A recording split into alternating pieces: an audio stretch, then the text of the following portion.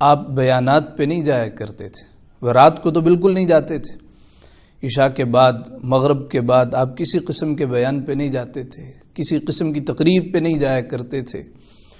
تو ایک صاحب نے پوچھا جی رات کے وقت آپ کیوں نہیں جاتے؟ آپ فرماتے کہ میری تہجد رہ جاندی ہے، کیونکہ تہجد نہیں پڑھ سکتا اگر رات کو دیر سے سوؤں، اس لیے میں محفلوں پہ نہیں جاتا۔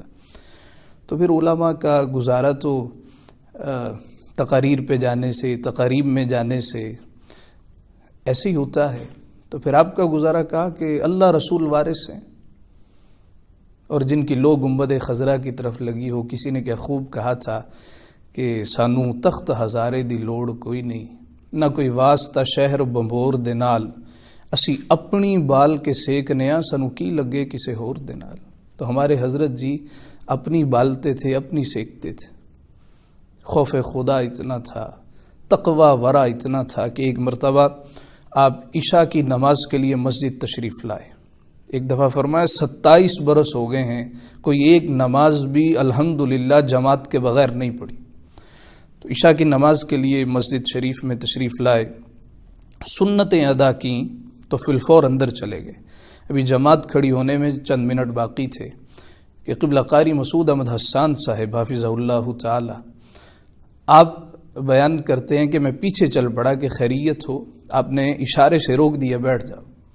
تھوڑی دیر گزری کہ آپ تشریف لے آئے، میں پھر قریب گیا کہ حضرت خیریت ہے، طبیعت تو ناساز نہیں ہے؟ فرمانے لگے بعد میں بتاتا ہوں۔ تو نماز ہو گئی، نماز کے بعد آپ پھر حجرے میں تشریف لے گئے، تو قبلہ قاری صاحب پھر پیچھے تشریف لے گئے۔ جب حاضر ہوئے تو پوچھا جناب طبیعت مبارکہ کیسی ہے؟ پہلے کبھی ایسے نہیں دیکھا کہ سنتوں کے بعد اندر تشریف لے گئے ہوں پھر واپس آئے ہوں۔ فرمانے لگے کہ مجھے کوئی پیسے دے گیا تھا، کتابوں کے پیسے تھے، آب کوثر کے پیسے تھے، تو میں اس پہ لکھنا بھول گیا یہ کس مد میں پیسے ہیں۔ جب سنتیں پڑھا تھا خوف خدا غالب آئے، اگر سنتیں پڑھتے میری روح قفس انصری سے پرواز کر گئی تو ان پیسوں کے بارے پوچھ لیا گیا تو کیا جواب دوں گا؟ ایک صاحب آئے، کہنے لگے جی آپ نے کتاب لکھی ہے، بڑی اچھی کتاب ہے۔ فرمایا اچھا پڑھ لی، اللہ عمل کی توفیق دے۔